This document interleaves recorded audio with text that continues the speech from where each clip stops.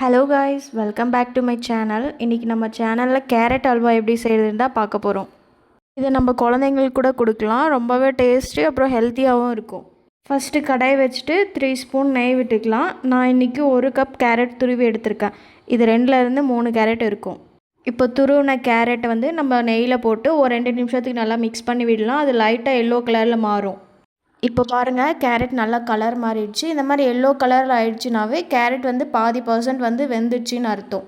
இப்போ பால் ஆட் பண்ணிக்கலாம். நான் 1 கப்பு கேரட்டுக்கு 1 கப் பால் எடுத்திருக்கேன்.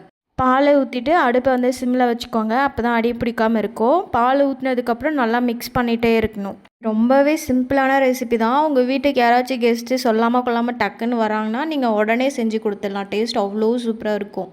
உங்களுக்கும் செய்கிறதுக்கு ஈஸியாக இருக்கும். ஒரு 5 மினிட்ஸ்க்குள்ளேயே செஞ்சு கொடுத்துடலாம். இப்போ பாருங்கள், பால் ஓரளவுக்கு சுண்டி வந்துடுச்சு. நான் சர்க்கரை ஆட் பண்ணிக்கிறேன். நான் ஒரு 3 டேபிள் ஸ்பூன் சர்க்கரை தான் யூஸ் பண்ணிகிட்ருக்கேன். நான் அதிகமாக சர்க்கரை சாப்பிட மாட்டேன். உங்களுக்கு எவ்வளோ வேணுமோ அவ்வளோ சர்க்கரை நீங்கள் போட்டுக்கலாம். சர்க்கரை போட்டதுக்கப்புறமா இன்னும் கொஞ்சம் லைட்டாக தண்ணி விடும். ஸோ அதனால் நீங்கள் கைவிடாமல் கிளறிட்டே இருங்க. இப்போ பாருங்கள், நம்மளோட கேரட் அல்வா ஒரு 80% ரெடி ஆகிடுச்சு. நல்லாவே சுண்டியும் வந்துடுச்சு. இந்த டைமில் நம்ம ஒரு பேன் வச்சு கொஞ்சமாக நெய் போட்டு அதில் முந்திரி திராட்சையெல்லாம் வறுத்து எடுத்து வச்சுருக்கோம். அதையும் ஆட் பண்ணிக்கலாம்.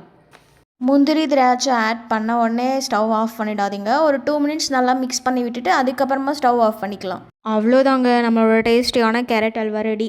நீங்களும் இந்த ரெசிபியை வீட்டில் ட்ரை பண்ணி பாருங்கள். உங்களுக்கு இந்த வீடியோ பிடிச்சிருந்தா மறக்காமல் வீடியோ லைக் பண்ணிவிட்டு சப்ஸ்கிரைப் பண்ணிக்கோங்க. நாளைக்கு பார்க்கலாம். பாய்.